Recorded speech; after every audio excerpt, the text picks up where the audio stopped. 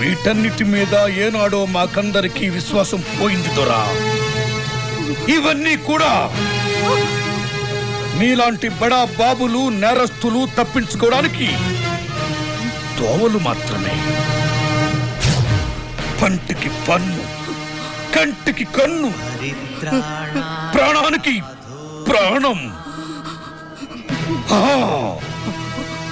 తప్పు చేసిన వాళ్ళకి, తప్పు చేసిన వాళ్ళని కాపాడే వాళ్ళకి, తప్పును కప్పిపుచ్చే వాళ్ళకి శిక్షలు పడాలి.